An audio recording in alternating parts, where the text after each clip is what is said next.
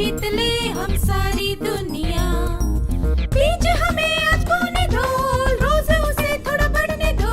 छू लेंगे आकाश हम, मन के विचार हकीकत बने। सिद्धि फल से आनंद देंगे, कोशिश कर बढ़े, सोच बुलंद करे।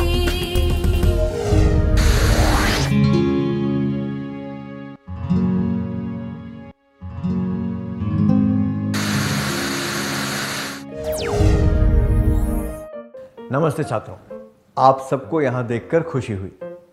पिछले सत्र में हमने सीखा था कि हमारे वातावरण और हमारे आसपास रहने वाले लोगों की वजह से आने वाली बाधाएं हमारे नियंत्रण के बाहर होती हैं और वे बाहरी बाधाएं होती हैं। हमारे आसपास के लोगों के काम, उनके विचार, उनकी ईर्ष्या, मार्गदर्शन की कमी, पराजय और आर्थिक परेशानियां कुछ बाहरी बाधाएं हैं। हमारे आसपास के लोगों के साथ तर्क वितर्क करने से हम उनके द्वारा खड़ी की गई बाधाओं को दूर कर सकते हैं। मार्गदर्शन की कमी वाली बाधा को किताबों से, बड़ों से बात करके और अंतर्जाल की मदद से पार करना चाहिए। दूसरों की ईर्ष्या वाली बाधा को पार करने के लिए उनकी बातों पर ध्यान नहीं देना चाहिए। आइए अब बाकी की बाधाओं के बारे में बात करें। अगली बाधा है पराजय। स्कूल की प्रतियोगिता में विमला ने जितनी बार भी ऊंची कूद लगाई, उतनी बार वो असफल हुई। इस वजह से वो फिर से कूद लगाने से कतरा रही है। उसे लगता है कि अब वो जीवन में कभी भी ऊंची कूद नहीं लगा सकती। अगर आप उसके करीबी मित्र होते तो आप उसे कैसे हिम्मत दिलाते? क्या आप दोनों इस दृश्य का अभिनय करके दिखा सकते हैं?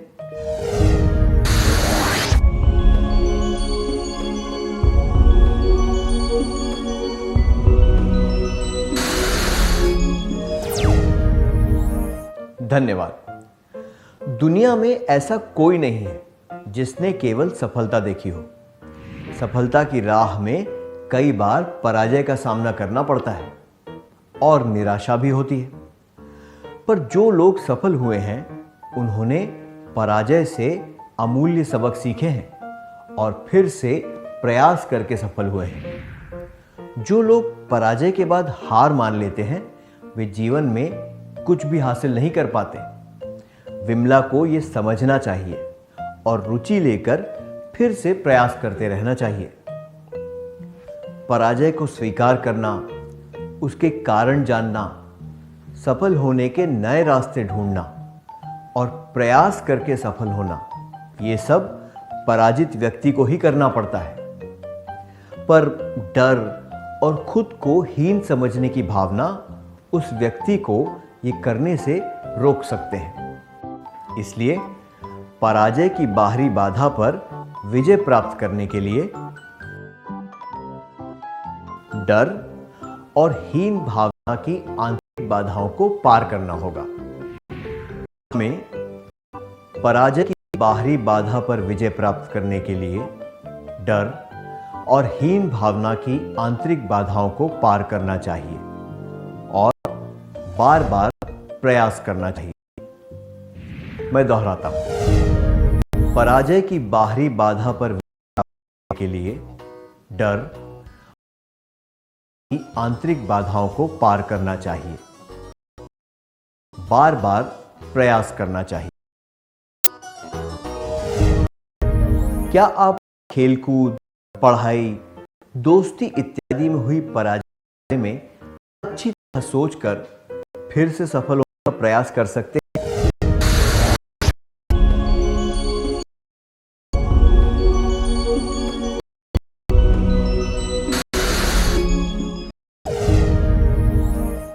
भावनाएं बताने के लिए धन्यवाद। अगली बाधा है आर्थिक परेशानियां। समीर पढ़ाई में अच्छा है। उसके माता पिता मजदूरी करके पैसे आते हैं कि समीर ने 12वीं की परीक्षा पास की, उसकी आगे पढ़ाई करने की जगह को घर चलाने के लिए काम करना पड़ा। अगर आप समीर की जगह होते, आप क्या करते? पढ़ाई छोड़ देते और काम करने लग जाते, काम करने से मना कर देते, परिवार के खर्चों का उचित तरह से ध्यान रखते हुए पढ़ाई रखते। 1, पढ़ाई छोड़ देते, करने लग जाते। 2, काम करने से मना कर देते। 3, परिवार के खर्च उचित तरह से ध्यान रखते हुए पढ़ाई चालू रखते।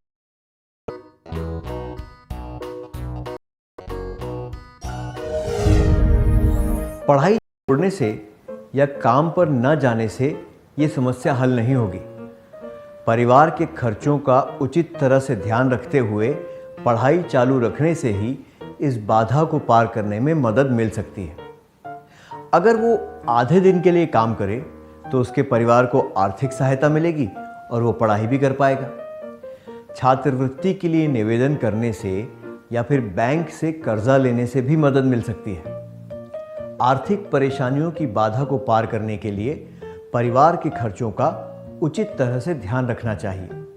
जो मौका मिले उसका पूरा फायदा उठाना चाहिए और उपलब्ध संसाधनों का जिम्मेदारी के साथ उपयोग करना चाहिए। आर्थिक परेशानियों की बाधा को पार करने के लिए परिवार के खर्चों का उचित ध्यान रखना चाहिए। जो मौका मिले उसका फायदा उठाना चाहिए और उपलब्ध संसाधनों का जिम्मेदारी के साथ उपयोग करना चाहिए। क्रियाकलाप। मां की बीमारी की वजह से जो कमाई का नुकसान हो रहा है उसे दूर करने के बारे में समीर ने अपने पिता से बात की। क्या आप दोनों इस दृश्य का अभिनय करके दिखा सकते हैं?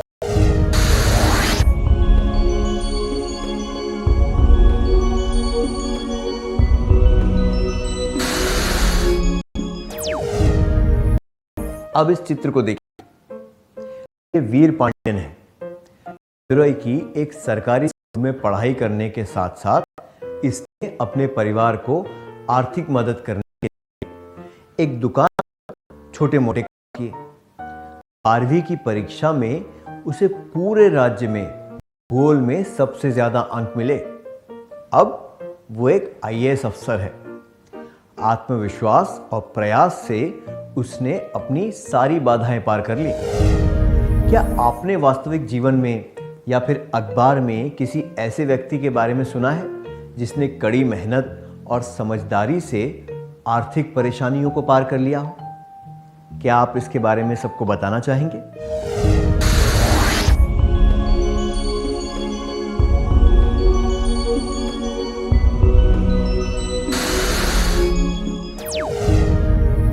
धन्यवाद। ये बहुत प्रेरणादायक था। संक्षेपित में जागरूकता, परिस्थिति को स्वीकारना, कठिनाई पर ध्यान न देना, आत्मविश्वास, हल ढूंढना, ध्यानपूर्वक योजना बनाना और निरंतर प्रयास, ये करने से हम बाहरी बाधाओं को पार कर सकते हैं। अब एक क्रियाकलाप करेंगे। स्क्रीन पर एक तरफ आपको कुछ समस्याओं से जुड़े कथन दिखाए जाएंगे और दूसरी तरफ कुछ हल दिखाए जाएंगे। आपको समस्या और हल के सही जोड़े बनाने हैं। क्या हम शुरू करें? समस्या कथन। उनको कोई अंदाजा नहीं है कि मैंने कितनी मेहनत की है। वो मेरे बारे में झूठी बातें क्यों फैलाता है? क्या कोई मुझे बताएगा कि क्या करना चाहिए? वो मेरे साथ ऐसा व्यवहार क्यों करता है? ये मेरा दोष नहीं है कि मुझे उससे ज़्यादा अंक मिलते हैं। सारी मुसीबतें मुझ पर ही क्यों टूट पड़ती हैं? मैं जो भी करता हूँ या करती हूँ उसमें असफल होता हूँ या होती हूँ। जब परिवार की आमदनी से घर का खर्च ही नहीं चल पाता तो मैं पढ़ाई करने के सपने कैसे देख सकता हूं, देख सकती हूं।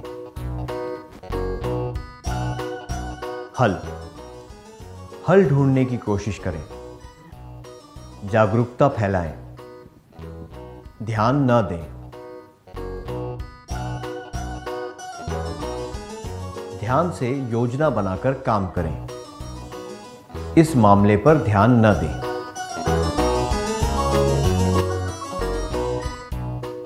अटलता से प्रयास करें,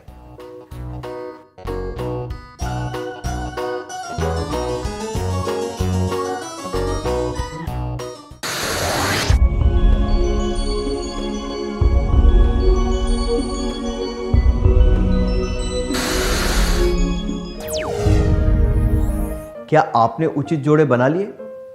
क्या हम सही जवाबों पर ध्यान दें? समस्या कथन, हल।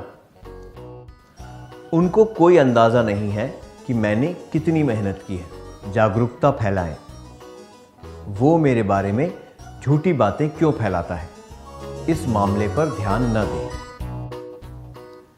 क्या कोई मुझे बताएगा कि क्या करना चाहिए? हल ढूंढने की कोशिश करें, वो मेरे साथ ऐसा व्यवहार क्यों करता है? ये मेरा दोष नहीं है कि मुझे उससे ज्यादा अंक मिलते हैं। ध्यान न दें। सारी मुसीबतें मुझ पर ही क्यों टूट पड़ती हैं? मैं जो भी करता हूं या करती हूं उसमें असफल होता हूं या होती हूं। अटलता से प्रयास करें।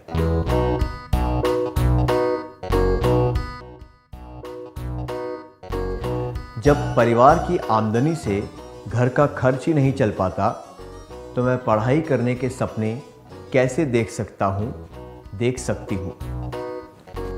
ध्यान से योजना बनाकर काम करें।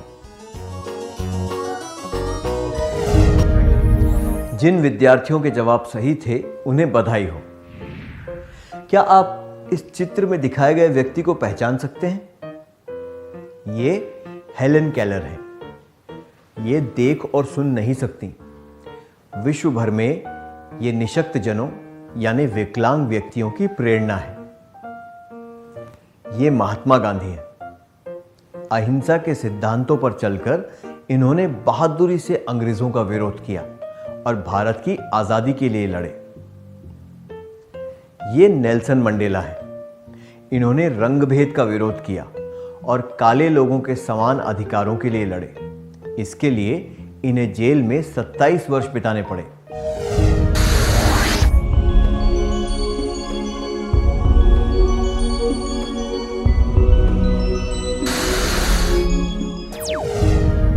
अपने जवाब बताने के लिए धन्यवाद।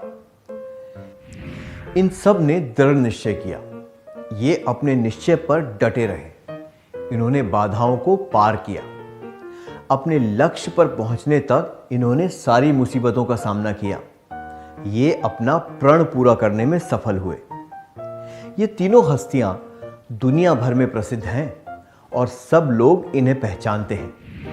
पर ऐसे कई अनजाने नायक और नायिकाएं हैं जिन्होंने अपने परिवार को मुसीबत से बचाने के लिए कई कठिनाइयों का सामना किया है। जैसे कि गांव में पीने के पानी का प्रबंध करना या किसी पिछड़े हुए इलाके की भलाई के लिए काम करना। उन्होंने पूरी दृढ़ता के साथ प्रयास किया और अपने काम में सफल हुए। क्या आप ऐसे किसी व्यक्ति से मिले हैं? ये व्यक्ति आपके स्कूल या आपके पड़ोस से हो सकते हैं। क्या आप इनके बारे में हमें जानकारी देंगे?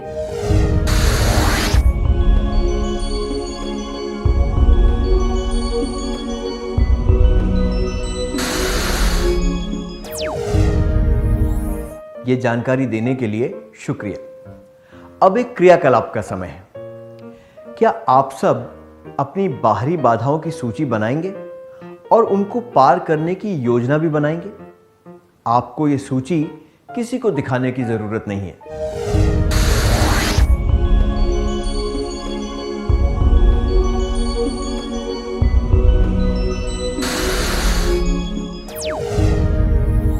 अपनी बाधाओं की सूची और उनको पार करने की योजना बनाने के लिए धन्यवाद।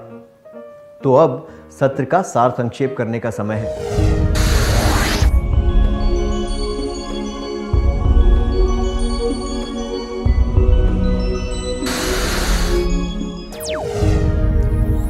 हमारे वातावरण और हमारे आसपास रहने वाले लोगों की वजह से आने वाली बाधाएं हमारे नियंत्रण के बाहर होती हैं और वे बाहरी बाधाएं होती हैं। हमारे आसपास के लोगों के काम, उनके विचार, उनकी ईर्ष्या, मार्गदर्शन की कमी, पराजय और आर्थिक परेशानियां कुछ बाहरी बाधाएं हैं। जागरूकता, परिस्थिति को स्वीकारना, कठिनाई पर ध्यान न देना, आत्मविश्वास, हल ढूंढना, ध्यानपूर्वक योजना बनाना और निरंतर प्रयास, ये करने से हम बाहरी बाधाओं को पार कर सकते हैं। इतनी अच्छी तरह सार संक्षेप करने के लिए धन्यवाद। क्या अब हम थोड़ा गृह कार्य लिख लें ताकि ये बातें हमें अच्छी तरह याद रहें?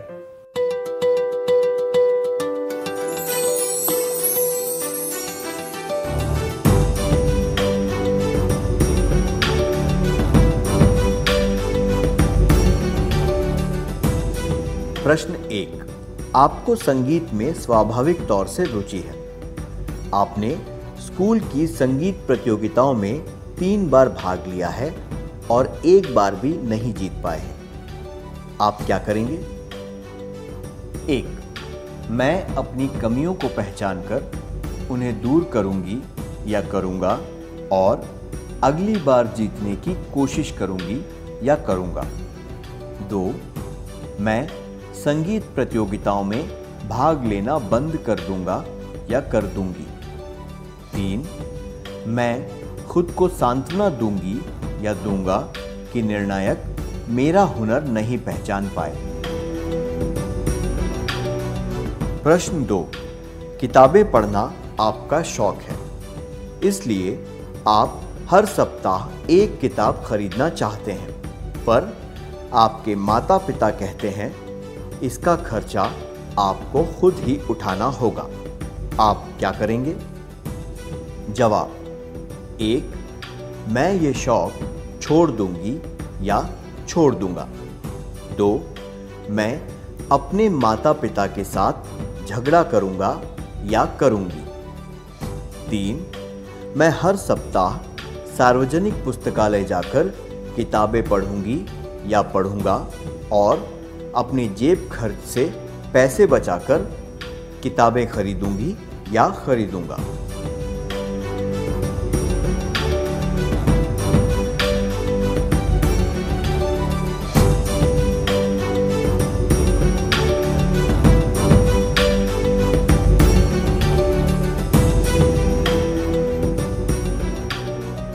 क्या आप अगले सत्र में आने से पहले ये गृह कार्य पूरा करके लाएंगे?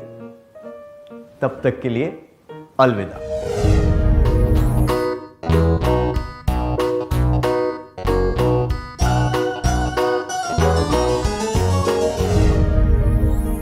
नमस्ते छात्रों, क्या हम पिछले सत्र में दिए गए सवालों के बारे में चर्चा करें?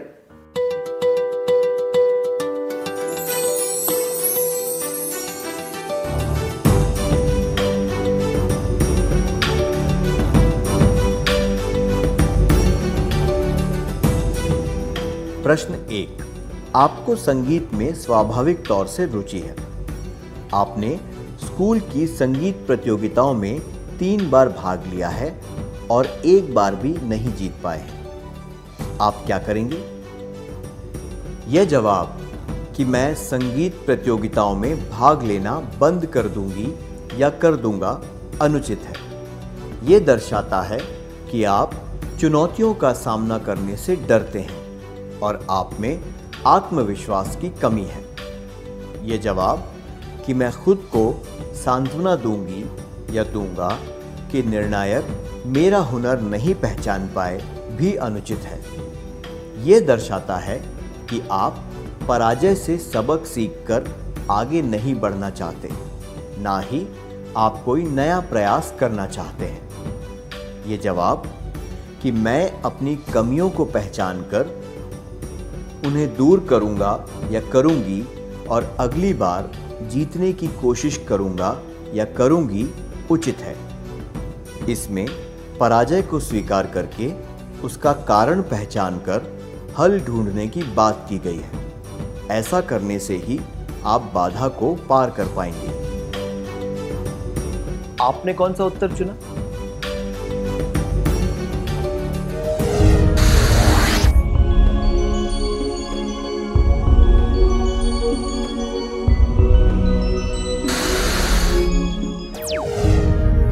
प्रश्न 2, किताबें पढ़ना आपका शौक है, इसलिए आप हर सप्ताह एक किताब खरीदना चाहते हैं, पर आपके माता पिता कहते हैं इसका खर्चा आपको खुद ही उठाना होगा।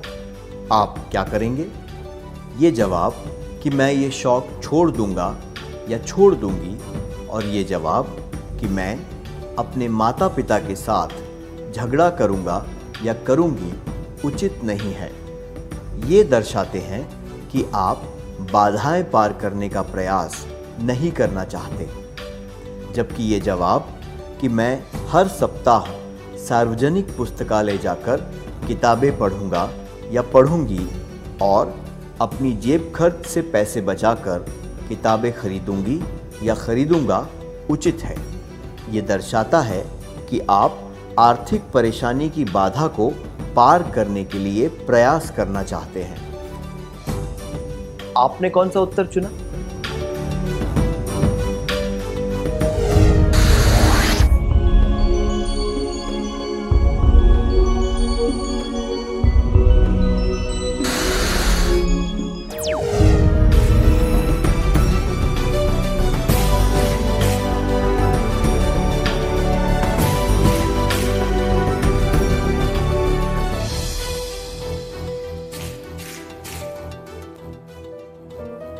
जिन विद्यार्थियों के जवाब सही थे उन्हें बधाई हो। क्या अब हम अगला सत्र शुरू करें?